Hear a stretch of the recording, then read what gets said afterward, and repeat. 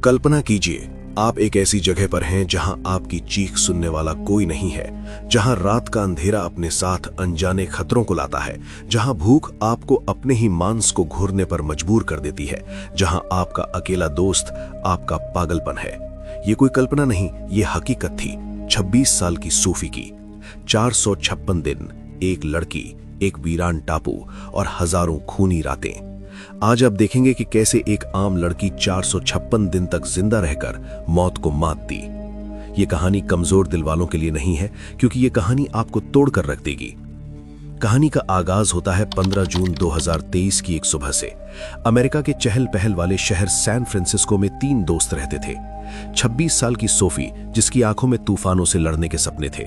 उसका जुनून था दुनिया के अनछुए कोनों को खोजना। उसकी सबसे अच्छी दोस्त थी 25 साल की माया, और उनका तीसरा साथी था 28 साल का लियाम, एक निडर और अनुभवी नाविक। तीनों अपनी रोज की बोरिंग जिंदगी से एक ब्रेक चाहते थे। वे छुट्टियां बिताने और साथ ही एक नया द्वीप एक्सप्लोर करने का प्लान बनाते हैं। उन्होंने मिलकर एक साहसिक और खतरनाक फैसला किया। वे एक ऐसे द्वीप पर जाएंगे जहां इंसान के कदम आज तक नहीं पड़े थे।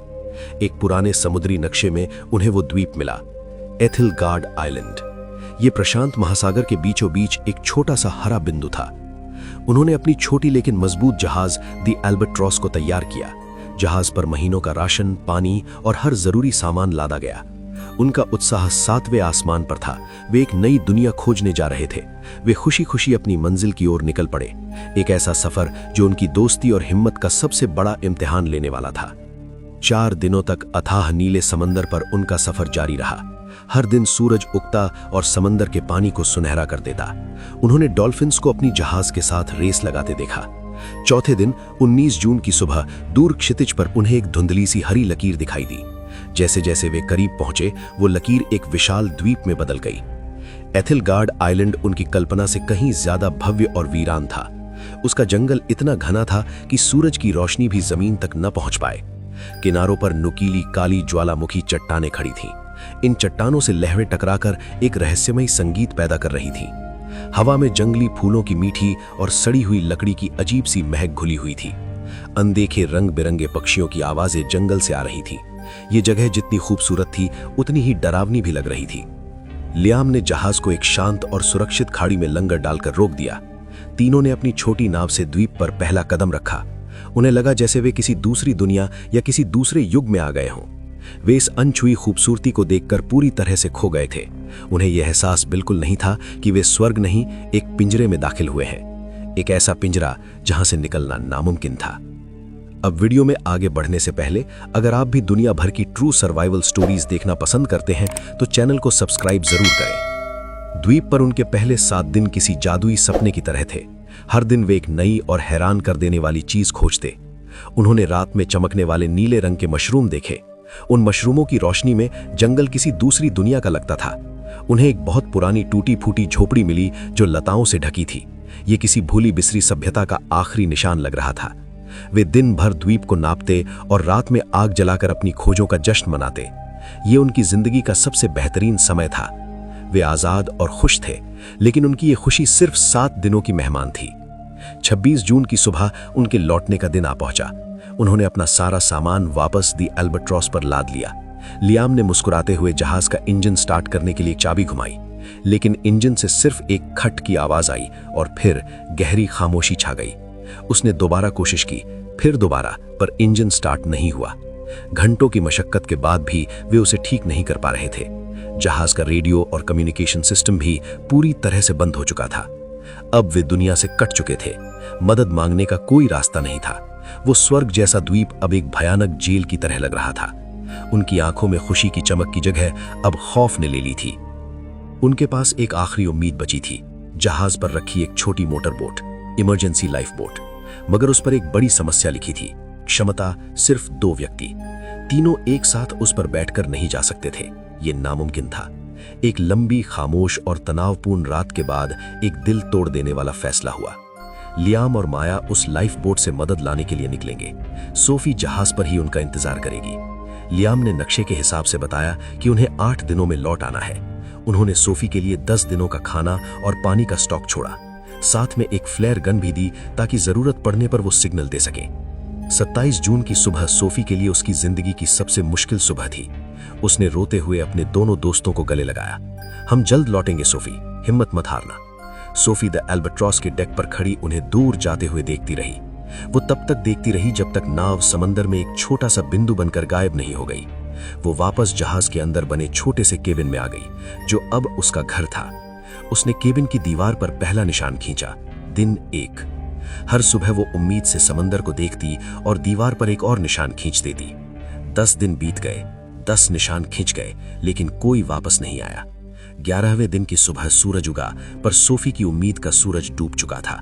वो समझ गई थी कि वो इस अनजान दुनिया में अब बिल्कुल अकेली है। सोफी को लग रहा था कि उसके दोस्त उसे छोड़कर चले गए हैं, लेकिन वो बेचारी ये नहीं जानती थी कि उसके दोस्त अब इस दुनिया में नहीं थे। जिस दिन लियाम और माया द्वीप से निकले थे, उसके दूसरे दिन ही उनके सिर पर मौत का साया मंडराने लगा था। आसमान अचानक काला हो गया और समंदर पागल हो गया। पहाड़ जैसी ऊंची लहरें उनकी छोटी सी नाव को खिलौने की तरह उछाल रही थीं। लियाम अपनी पूरी ताकत से नाव को संभालने की कोशिश कर रहा था, लेकिन उस भयानक तूफान के सामने उनकी हिम्मत जवाब दे गई। एक दैत्याकार लहर ने उनकी नाव को हवा में उछाला और पलट दिया। एक पल में ही वे दोनों उस ठंडे, गहरे और बेरहम समंदर की गहराइयों में समा गए। उनका वादा, उनकी दोस्ती, उनकी जिंदगी, सब कुछ वहीं दफन हो गया। और यहाँ एथिलगार्ड आइलैंड पर सोफी उस वादे का सच होने का इंतजार कर रही थी। एक ऐसा वादा जो कभी पूरा होने के लिए था ही नहीं। वो हर रात जहाज के केबिन में दुबकी रहती, तूफान की आवाज सुनती और ये सोचती कि उसके दोस्त कहाँ होंगे। उसे नहीं पता था कि जिस तूफान से वो डर रही है, वही तूफान उसके दोस्तों को उससे हमेशा के लिए छीन चुका था। उसका इंतजार अब कभी खत्म नहीं होने वाला था। वो उस द्वीप पर अकेले रहने और अकेले मरने के लिए छोड़ दी गई थी। दोस्तों के जाने का यकीन उसे अंदर से तोड़ चुका था। अब लड़ाई सिर्फ जिंदा रहने की थी, हर एक सांस के लिए जंग। खाना हफ्तों पहले खत्म हो चुका था। वो कई दिनों तक भूखी रहती, पेट में पत्थर बांधकर। पीने के लिए कोई झरना नहीं था। वो सिर्फ बारिश पर निर्भर थी। जब हफ्तों बारिश न होती तो प्यास से उसका गला सूख कर कांटा हो जाता। वो सुबह पत्तों पर जमी ओस की बूंदों को चाटकर अपनी प्यास बुझाती। रातें सबसे ज्यादा खौफनाक थीं। जंगली सूअरों के झुंड जहाज के आसपास घूमते और जमीन खुरचते उनकी घुरघुराने की आवाज सुनकर सोफी की रूह कांपती थी। वो केबिन का दरवाजा कसकर बंद कर लेती और खामोशी से सुबह का इंतजार करती। लेकिन भूख किसी भी डर से बड़ी होती है। एक दिन कई दिनों की भूख से तड़पकर उसने एक फैसला किया, अगर जीना है तो मारना होगा। उसने जहाज से मिले लोहे के एक टुकड़े को पत्थर पर घिसकर एक धारदार भाला बनाया। उसने एक खतरनाक जंगली सूअर का शिकार करने की ठानी। ये एक जानलेवा फैसला था जिसमें एक चूक का मतलब मौत था। लेकिन सोफी के पास अब खोने के लिए कुछ नहीं बचा था। सोफी की जिंदगी अब एक रूटीन बन चुकी थी, शिकार करो, जिंदा रहो। उसने कई हफ्तों की कोशिश और कई चोटों के बाद अपना पहला शिकार किया। उस दिन उसने कई महीनों बाद पेट भरकर मांस खाया था। लेकिन हर शिकार एक जानलेवा जंग होती थी। दिन हफ्तों में, हफ्ते महीनों में और महीने साल में बदल गए। सोफी ने दीवार पर 365 निशान पूरे कर लिए थे। 1 साल बीत चुका था। शहर की वो नाजुक लड़की अब पूरी तरह से एक जंगली योद्धा बन चुकी थी। उसने सूअरों की खाल से अपने लिए मजबूत लिबास बना लिया था। अकेलेपन से लड़ने के लिए उसने बांस से एक छोटी सी बांसुरी बना ली थी। हर शाम वो उस पर दर्द भरी धुनें बजाती जो उस वीरान द्वीप पर गूंजती थी। समय बीतता रहा। दीवार पर निशानों की संख्या 400 पार कर चुकी थी। सोफी अब शारीरिक रूप और मानसिक रूप से थक चुकी थी, टूट चुकी थी। एक दोपहर वो उदास बैठी जहाज के डेक से समंदर को देख रही थी। तभी उसे दूर क्षितिज पर एक बिंदु दिखा। वो एक जहाज था। सोफी की सूखी रगों में जैसे अचानक खून की बाढ़ आ गई। वो अपनी पूरी ताकत से चिल्लाई। उसने आग जलाई, कपड़े लहराए, लेकिन सब बेकार गया। जहाज अपनी राह पर चलता रहा और आंखों से ओझल हो गया। उस दिन सोफी का दिल हमेशा के लिए टूट गया। लेकिन उसी टूटे हुए दिल से एक नई जिद ने जन्म लिया। मैं यहां सड़कर नहीं मरूंगी, मैं इस समंदर से लड़ूंगी। उसने फैसला कर लिया, वो इस द्वीप से भागेगी। लगभग 1 महीने तक सोफी ने दिन रात एक कर दिया। उसने बांस के सबसे मजबूत लट्ठों और लताओं को इकट्ठा किया। उसने अपनी पूरी ताकत और द्वीप पर सीखी हर कला का इस्तेमाल किया। उसने बांस के लट्ठों को कसकर बांधकर एक छोटा सा बेड़ा बनाया। उसने जहाज के मलबे से मिले कपड़े का एक छोटा सा पाल भी तैयार किया। उसने अपनी नाव को नाम दिया होप, यानी उम्मीद। उसने अपने साथ कुछ हफ्तों के लिए सूखी मछली और मांस जमा किया। मीठे पानी के लिए उसने नारियल के खोखले खोलों को भर लिया। और हाँ, उसने अपनी वो कीमती बांसुरी भी अपने साथ रख ली। 426वें दिन उसने अपनी छोटी सी होप को समंदर में धकेला। उसने आखिरी बार अपने उस द्वीप को मुड़कर देखा जो उसकी जेल भी था और घर भी, और फिर वो अनजान अथाह समंदर में उतर पड़ी। शुरुआती कुछ दिन उसकी हिम्मत बनी रही, वो पाल की मदद से आगे बढ़ती रही, लेकिन जल्द ही उसे इस सच्चाई का सामना करना पड़ा। वो इस अंतहीन समंदर में एक पत्ते की तरह थी जिसका कोई किनारा नहीं था। चारों तरफ मीलों तक सिर्फ नीला पानी और खामोशी थी। अब उसे द्वीप का अकेलापन भी एक नियमत लगने लगा था। उसका खाना और पानी हर गुजरते दिन के साथ कम हो रहा था। उसने अपनी जिंदगी का सबसे बड़ा और सबसे खतरनाक जुआ खेला था। 1 महीना, फिर 2 महीने। सोफी अब समंदर में पूरी तरह खो चुकी थी। लगभग 450 दिन अकेले लड़ते लड़ते वो अब अपने अंत के करीब थी। उसका सारा खाना और पीने का पानी कई हफ्ते पहले ही खत्म हो चुका था। वो अब सिर्फ बारिश के पानी के सहारे जिंदा थी जो कभी कभार बरसता था।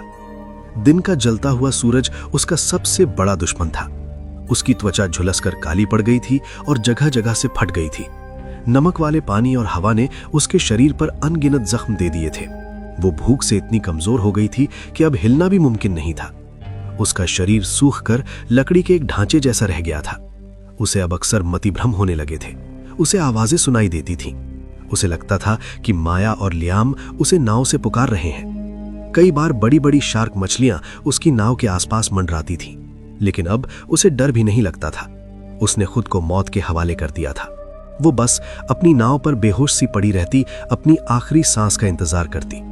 उसने जिंदगी की हर जंग लड़ी थी, लेकिन अब वो ये जंग हार चुकी थी। उसकी हिम्मत ने जवाब दे दिया था, शरीर ने साथ छोड़ दिया था। उसकी कहानी का अंत अब बस कुछ ही घंटों की दूरी पर था। इस विशाल बेरहम समंदर में वो गुमनाम मरने वाली थी। ये उसकी कैद का 456वां दिन था और शायद आखिरी भी। वो अर्ध बेहोशी की हालत में थी जब उसे एक बहुत दूर से आती हल्की सी गूंज सुनाई दी। शायद ये भी उसका एक वहम था, उसने सोचा। लेकिन गूंज बढ़ती गई। ये एक इंजन की आवाज थी। उसने अपनी जिंदगी की बची खुची सारी ताकत लगाकर अपनी गर्दन उठाई। दूर, बहुत दूर नहीं, उसे एक जहाज दिखाई दिया। ये एक बड़ा रिसर्च वेसल था जिसका नाम था ओरायन स्टार। ये इतना करीब था कि उस पर चलते हुए लोग भी नजर आ रहे थे। सोफी ने चिल्लाने की कोशिश की, पर उसके गले से सिर्फ एक फुसफुसाहट निकली। उसकी आंखों से गर्म आंसुओं की धारा बह निकली। ये कैसी किस्मत थी, जिंदगी इतने करीब आकर भी इतनी दूर खड़ी थी। तभी उसकी नजर अपनी गोद में पड़ी उस बांसुरी पर गई। उसके दिमाग में जैसे बिजली कौंधी। मेरी बांसुरी। उसने कांपते हुए टूटे हुए हाथों से उसे उठाया, अपने फटे हुए होठों पर रखा और अपनी आखिरी सांसों की ताकत से उसमें फूंक मारी। एक बहुत ही कमजोर, टूटी फूटी, दर्द और उम्मीद से भरी एक धुन निकली और ओरायन स्टार के डेक पर एक अफसर शांति से समंदर को देख रहा था। तभी उसे हवा के साथ आई वो अजीब, दर्द भरी और नामुमकिन सी धुन सुनाई दी। उसने हैरानी से अपने साथी से पूछा, तुमने वो सुना जैसे कोई रो रहा हो? उन्होंने दूरबीन से उस दिशा में देखा और उन्हें वो छोटा सा बेड़ा दिखा। पानी में कोई है। जहाज का सायरन बज उठा। जब बचाव दल उस तक पहुंचा, सोफी बेहोश हो चुकी थी, लेकिन उसकी उंगलियों ने अपनी उस बांसुरी को कसकर पकड़ रखा था। उसे एक धुन में उसे मौत के मुंह से वापस खींच लिया था। उसने अपनी हिम्मत और उस बांसुरी की धुन पर मौत को भी हरा दिया। सोफी की ये अविश्वसनीय कहानी अगर आपके दिल तक पहुंची हो तो इस वीडियो को एक लाइक जरूर दें और कमेंट्स में लिखकर बताएं कि इस कहानी के किस हिस्से ने आपके रोंगटे खड़े कर दिए। ऐसी ही और हैरान कर देने वाली कहानियों के लिए मेरे चैनल को अभी सब्सक्राइब करें। मिलते हैं अगली कहानी में। बहुत बहुत धन्यवाद।